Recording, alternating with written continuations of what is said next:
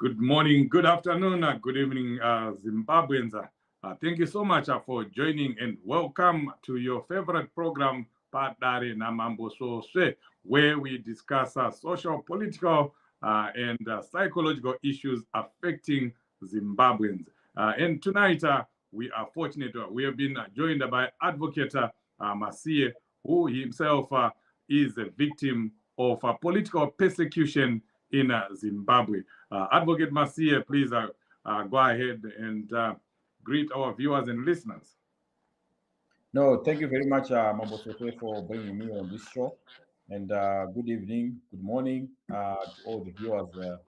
And I anticipate to be talking about things that happened when I was still in Zimbabwe.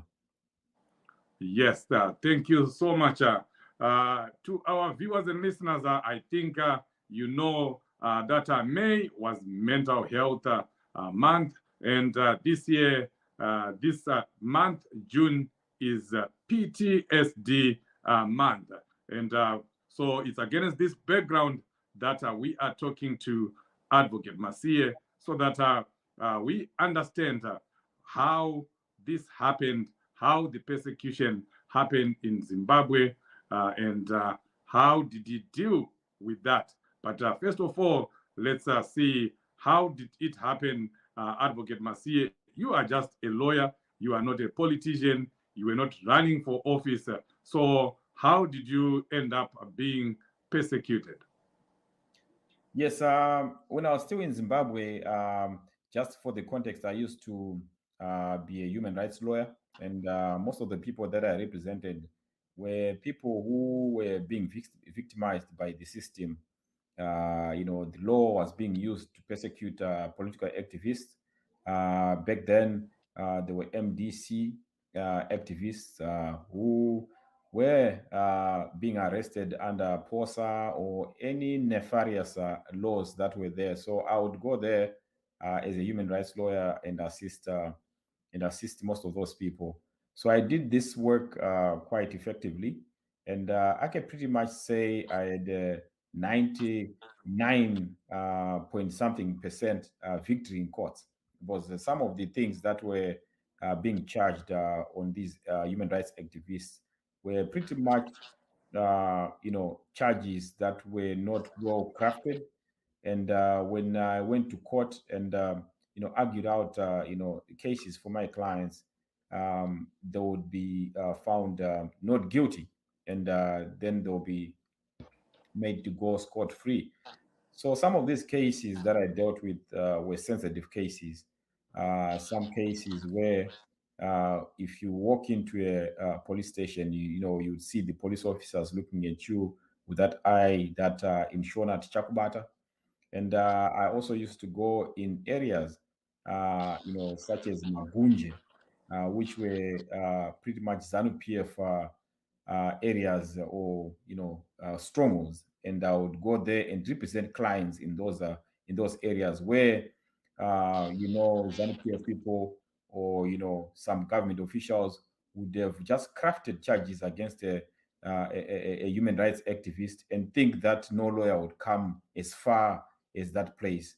I would go that place, those areas like Magunje and rural areas where courts will be established and represent those people, and they'll be found not guilty.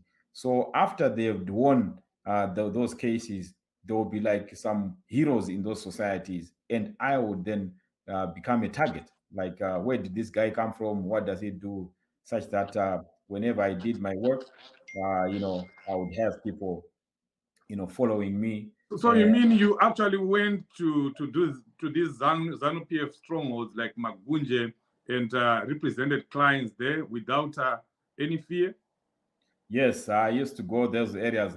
When I was in Zimbabwe, I did not even care about who was in front of me. When I got a case, even my bosses, I still remember my bosses walking into some office saying, Masiye is overzealous, something like that. But whenever I got a case and I just felt like, no, this is persecution, I would just get into the car, drive off to court and represent my clients. And I was one typical lawyer who would if a client would call me like at 11 o'clock and tell me that they've been arrested, 30 minutes later, I'll be at the police station trying to understand what the charges were and what my client was charged with. So I used to go to those areas. In Magunja, I went there, a couple of times. Bindura, I used to go there representing a lot of people. I think in Bindura, I represented a lot of people. And I do have like, some instances where I had clashes with the magistrate. I think one of the magistrate was actually, paraded in one of the media houses. Who I think she's now at Rottenrow, who once kicked me out of court after I had challenged their decision to to make my clients get representation of their choice. Wow. So I was one typical lawyer who just associated myself with the client's persecution and made sure that the law took its course. Wow. Thank you so much, Advocate. To those that are just joining us, we are talking to Advocate Masiye, a human rights lawyer, and we are trying to find out how a lawyer can end up being persecuted by the system in Zimbabwe. So, Advocate Masiye, can you walk us through, if you don't mind, because I know it's painful and it might affect you to relive those moments. Yes. So, Chief, when I was handling these cases, to me, when I saw my clients, I just saw them as just clients who were being persecuted, and I felt I had the advantage of representing them because I was the lawyer representing them. And just to take you back, one of the cases that I actually did was a case at it's called Manzo, when I challenged the First Lady Grace Mugabe, who was then the First Lady Grace Mugabe, Wow. who was a victim. You had guts. Oh yeah,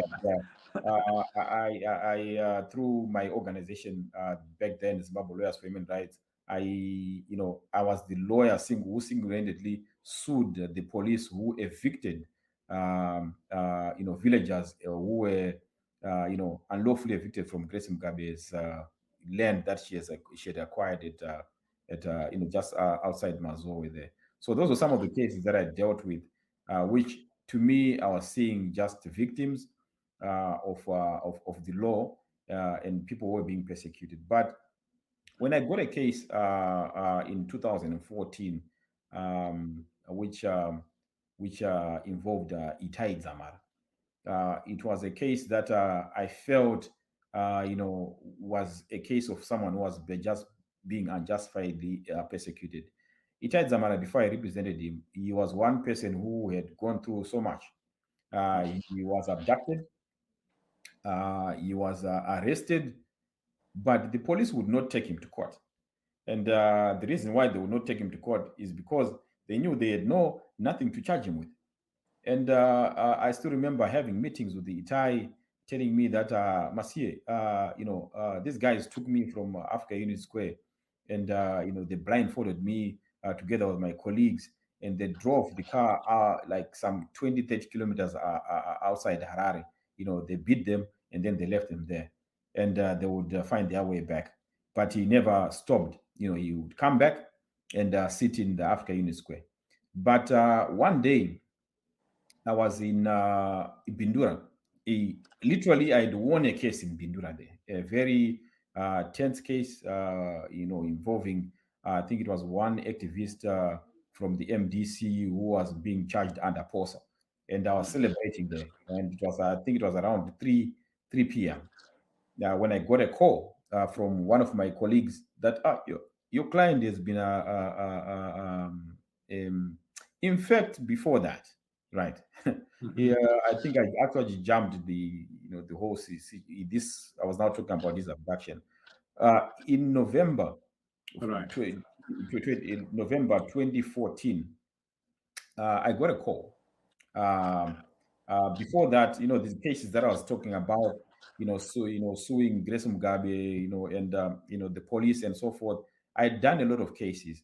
Uh, in Zimbabwe, I was called a village lawyer.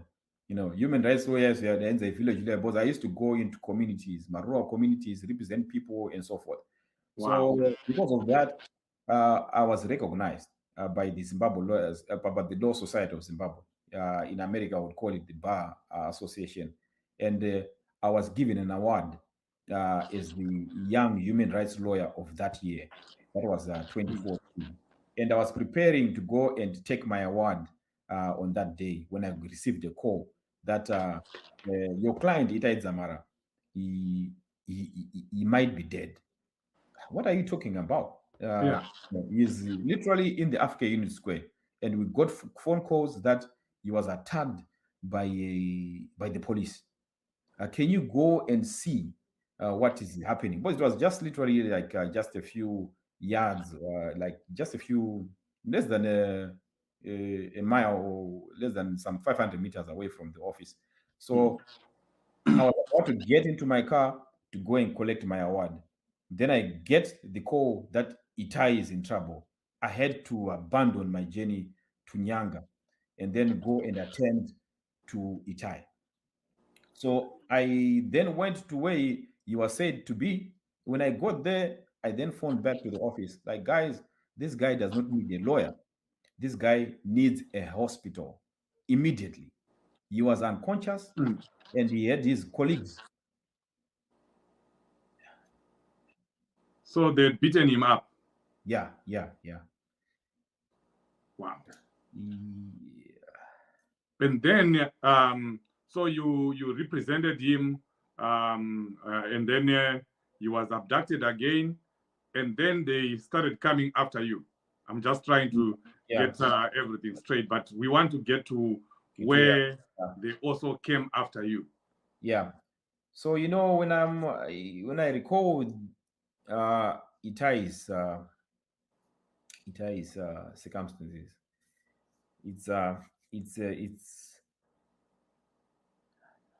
Yeah, I know. yeah. Yeah, I know. It's I'm sorry about that. Yeah. Mm. Mhm. So So, here's okay. the thing. So I get to where Itai is. This is the first encounter of the representation that I gave Itai. I get to where Itai is. He's unconscious. He had been attacked by the police. And I call back to the office. This guy does not need a lawyer. He needs help. Um, in my mind, I thought Itai had died. He was just, lying there helplessly, getting first aid from his colleagues. While I was on my phone, the police came. Um, I think there were like five guys who came to where we were.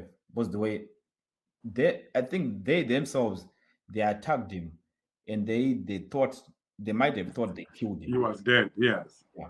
So they were now chasing people away from the Africa Union Square. There I am coming in from another angle, seeing Itai lying there on the phone call. These guys rushed back and they asked me who I was. You do I knew. Because I know, did you know Itai? Then I produce my practicing certificate. We have cards, and then I show them. And this guy seems to be reading my card.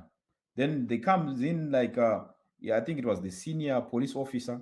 You know, who India knew? Who's this guy? Mm. Kanzi ari kuzviti lawyer. Kanzi guys, handiti ndakutaurai kuti musatambise vanhu. Roye munhu. That was the thing. Then don't waste time. Beat him up. Then they started beating me up in front of my client. Here I am thinking Itai is dead. And when they were beating me up, some of the guys, the police officers, they came in, they were kicking Itai while he was down. So I was like, what's going on here? And my glasses broke in my face. My hand broke immediately. And the guys, I'm forgetting the names, but they were like 3, 4 guys who were like attending to Itai. they were being attacked too. And mm. there was this guy Mpurisa. He was holding my belt as I was being attacked. These guys were like, they were not that strong, and they were busy attacking me. Then I was like, guys, what is Using button sticks and what? fists and Yeah. everything. It was button sticks, some were kicking, and I was so much disoriented. And I was like, guys, mavuna roko wrong, guys, mavuna roko wrong. And so this guy, Angakani Bata Roko, he then releases me. And in my mind, I was just like confused. The lawyer, Dr. Wapanapaka. Then I just started to run directionlessly. And they followed me. I think one police officer threw a button stick. He was aiming for the head, but it actually like shoved over my head. And there were taxi drivers who were like, like this is Africa Union Square. There were taxis which parked. So the taxi drivers who actually saw everything. They saw Itai being attacked. They saw me coming in. Then the taxi driver, there was one taxi driver who just opened his taxi, and I just jumped in, and he Oh, drove me. And he was like, Mkoma, do it a saver. Then I just said, you know, take me to the police station. I need to report this. I'm reacting like a lawyer. Take me to the yeah. police station. Then I get to the police station there, the central police station. There are steps there. I was like, this arm is broken. So I was like getting this. It was so painful, and I was getting this like roko rachi rombo itasenga rabopora. Then it just comes. It doesn't root words and all that stuff. And I asked him like, "Koma ichi chimundi kwidza my steps." Mm. DP charge office. Then he was like, inini I can't mkoma get in the police station. akaramba. The thing chandingangoita ndekuti ndokusiya pagedhi pana kupinda mungao because zvandatoita ndatotiza nemi ndokangozobatanidzirwa. I don't even know that guy but he was like someone akatondiseva that guy. Then I get into the police station, and then it was so painful. I passed out. Ndapinda mama. Then Njukumuga, I'm surrounded by police officers. There is some ka station ka officer in charge karipakati. There's some, and these guys were so much concerned. This guy a collapse. Because people were like, because in the police station, when I go under my man, then I just collapsed in police station. Yeah, And yeah. the police were concerned. Then I wake up and ndikudirwa mvura chichaitika. Then ndikangama ndiri police station, and these are the same guys. Kati ano ndarohwa nechi newakomana mapurisa chi ku what do you call this? Africa Unit Square. Union Square. And they then immediately changed, and they were helping me. Then they just immediately changed. Okay, Kenyatta, they were like, "Chora mkomana oyo, munomisa pasaspe steps, like pasaspe counter. Like if if you're familiar with the police station, I was Yes. under the counter. Kuti vanhu vasamuone. Mm. So there, for I don't remember. I still had my phone. I was there, I think for I don't even remember. Probably I was there for an hour or minutes, but Roko wrong Rakuzimba much. Was that right? I could not raise it down. I had to keep it at a level. Then I would raise that down, I would scream because it was so painful. And I remembered putting that phone. Then I just text my wife. Ngati ndiri police station central vada undiuraya. Yeah. So my wife then she then sent word to your office. To my office, and about 5 to 10 colleagues, lawyers, came to Para Central looking for me. At that time, I was taken nyawakomana some CIOs vakanditora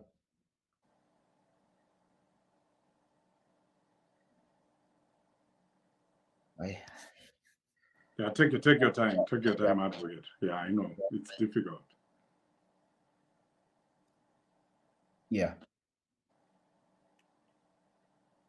So these guys took me. I was actually literally carried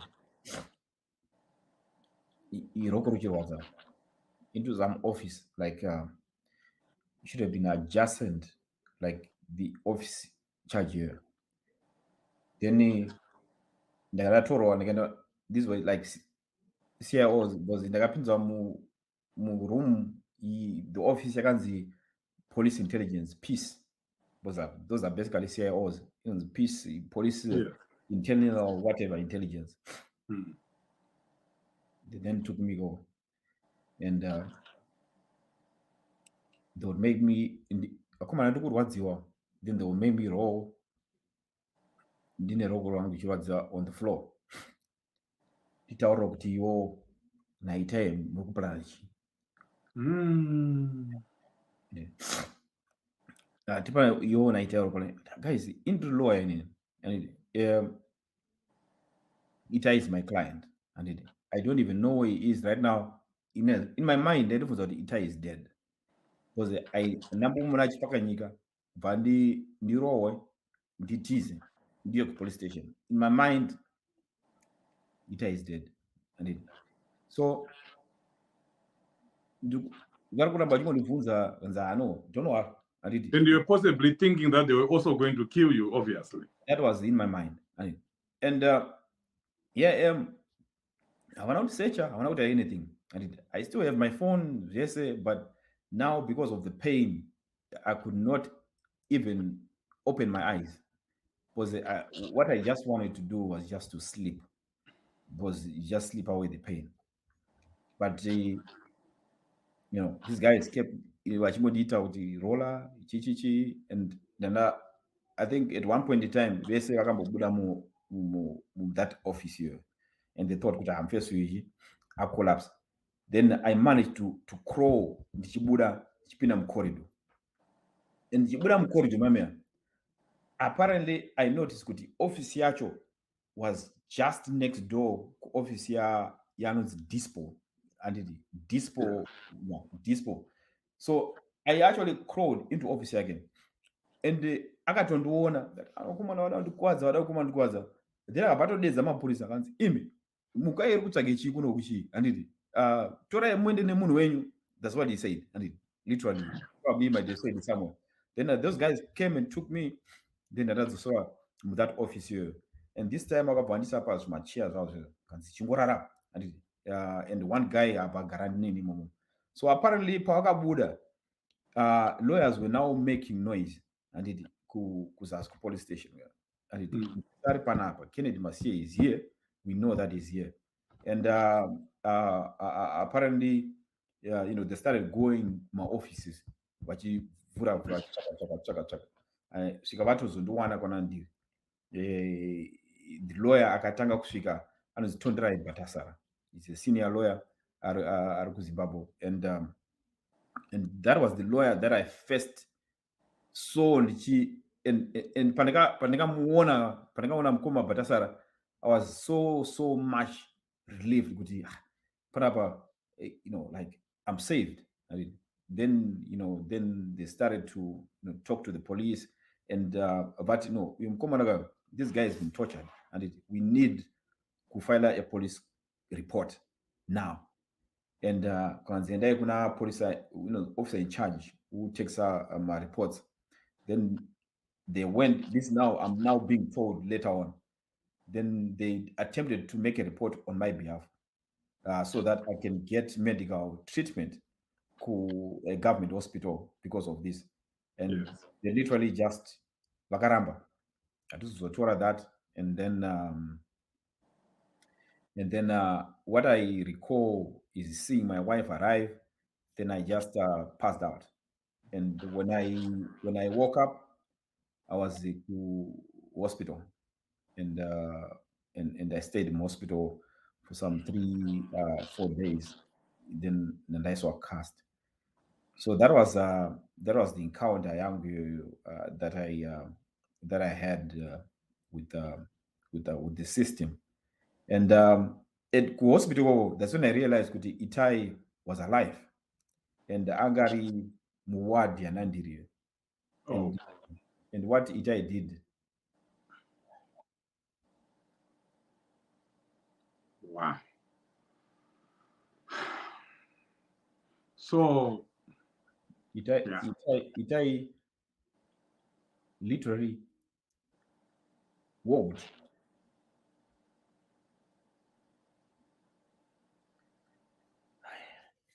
akawaya kuwadi Anandiri.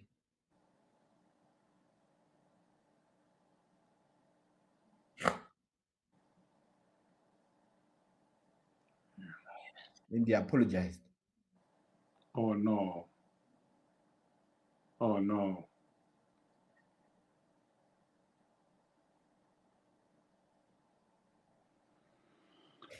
Yeah, I still remember the words. Masiye, I'm sorry. Could you had to go through this? That's what he said.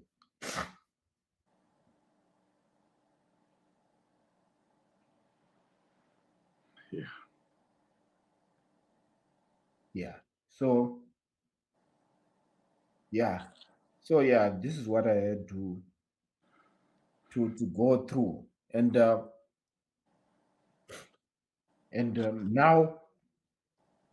that we're talking about the Thai, we know we've got the names, of the people who are suspected with the Nakamtora, and we tried, um, after this encounter. When In fact, after this encounter, it was only 4 months. In fact, it was 5 months after this encounter that he was then disappeared.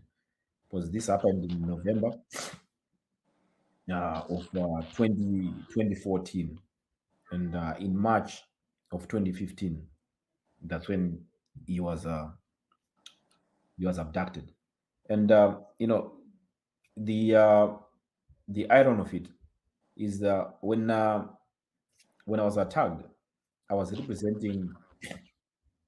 People can probably Google this. I was representing one client, under the Cosmas Nyambara. That case has set precedents in how to sue Mapurisa in terms of claiming damages. I was representing Cosmas Nyambara, who had been shot in an attempted murder in Mapurisa, after he was suspected of some other crime that he had not committed. So I was representing Cosmas Nyambara.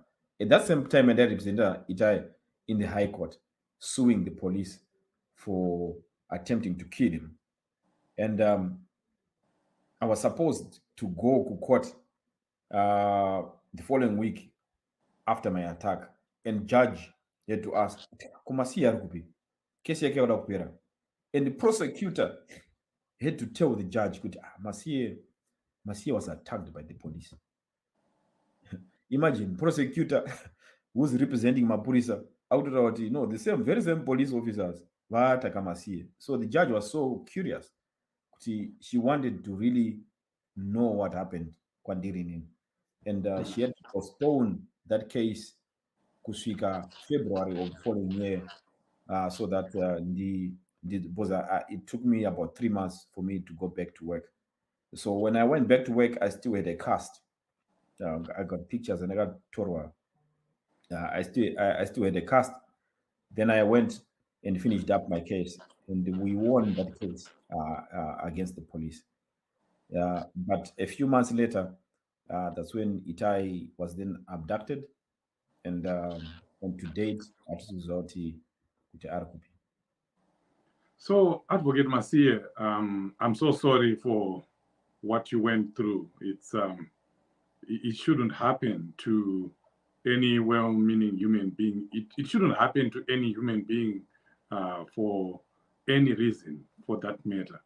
So just you seeing um, Itai lying there, lifeless, and you thought he was dead, and you also being attacked at the same time, your experiences at the police, the police are supposed to be helping people.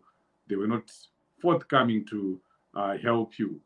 Um, how did that affect you,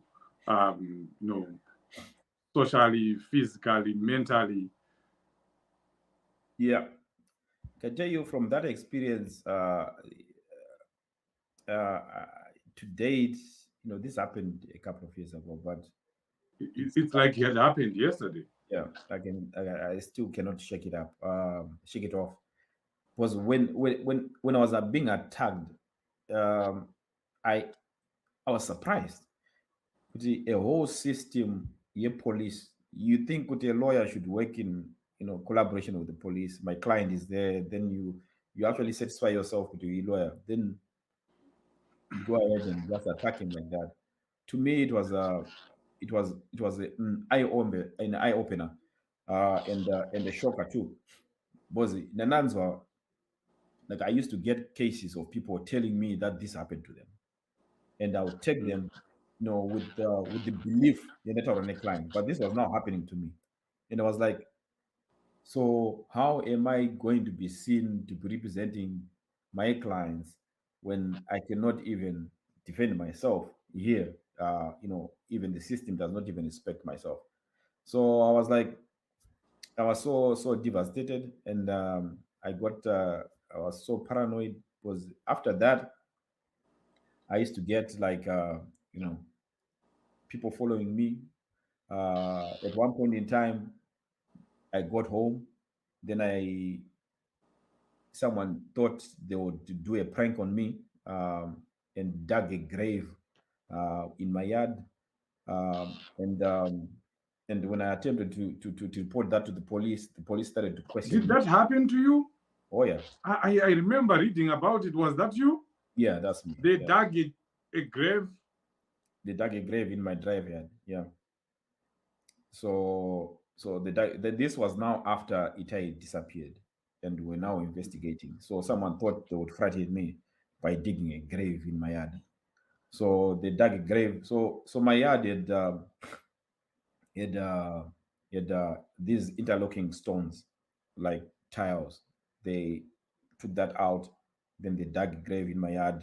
And to me, in my mind, I thought these guys just wanted to take me out, me and my family, bury us in our own yard, then leave our car in our own yard. Then Konzi Masiye akatiza adidi, but tichingori mochi in our yard. That's what came to my mind.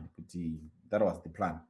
So from that day, from those incidents and my attack in this Shitika, I just felt, well, okay, uh, probably it's time for me to find plans you could save my family. And Yeah, because that's what I was about to ask you. How did this affect your family and young children? yeah, I did. If I had known, I could have shown you a photo of my oldest son greeting me in Jibudamu Hospital. And I was on a wheelchair. And the young chap was asking, Daddy, what happened to you? And I couldn't even tell him that I know the government did this to me, or the police did this to me. You know, just told him like, yeah, son, I'm sick. Yeah. So I couldn't even get to tell him that. Hmm. And it was just me, my young son, and my wife, three, who were now, yeah, under this situation. So for me, it was like I came to a point where I thought probably, my work was now interfering with my family life. Like Saka, do it as say, here I am, I'm a human rights lawyer trying to represent people. Here I am being attacked almost to the extent yokuda kutourao, and I've got a young son, and my wife is still young, and all those issues were now coming to my head, and zvakambonivhiringidza for a while. Even my wife probably she can attest. There were some moments where I could not, I did not even want anyone, like to talk to anyone, like just to be in silence, just keeping quiet and not even answer calls and so forth. And yeah, I did get some help when I was in Zimbabwe through an organization called the CSU Counseling Service Unit. Yes. Um, they they offered me some assistance. I saw some you know some psychologists and all that stuff who would talk to me about what happened to me. But to me, when this happened to me, was there was I remained in Zimbabwe for for some months, and in my mind I was like, this cannot just go like that. I cannot be cowed into submission by people who want to persecute me and attack me. And I was a bit selfish because I did not take into consideration my family. Yeah. And I was so committed to suing these police officers because after the attack, here's the thing: after the attack, Itai came to me and in my office, Masiye, wakakurowa ndiningi naningi naningi.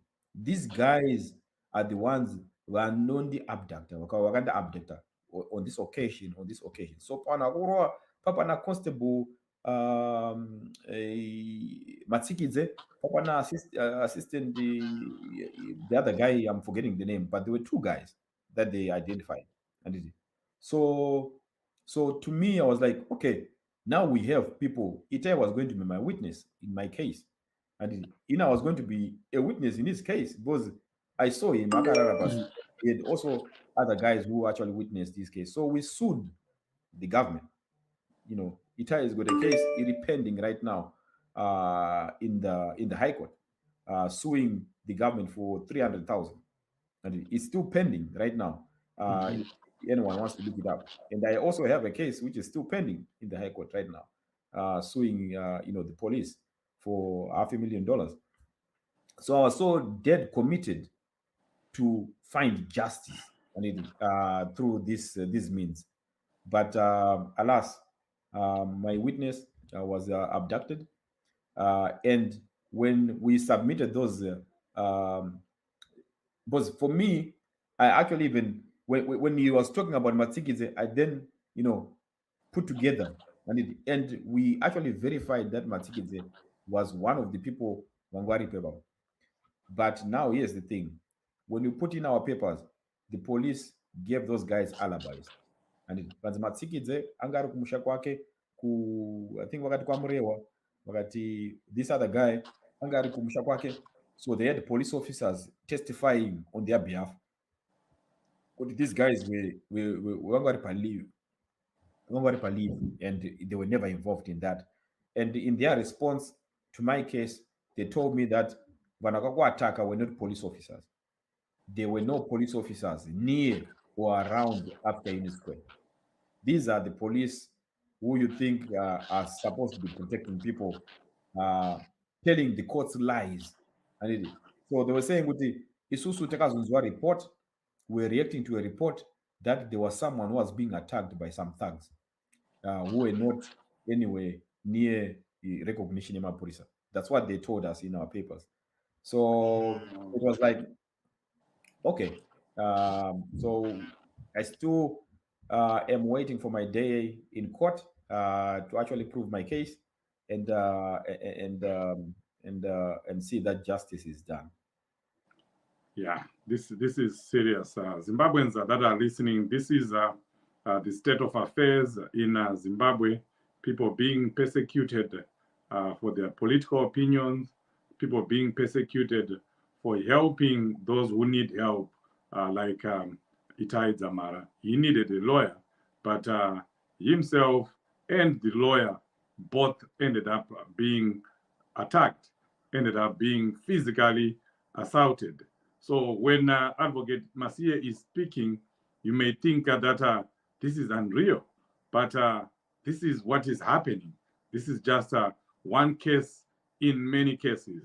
And I want to ask Advocate Masiye the last question here. I know this has been, a very difficult moment, reliving all those painful moments, and I just wonder how your family took it. Your children seeing a grave dug in your driveway, and seeing you, the father, in that state, how it affected them and how it affected you mentally.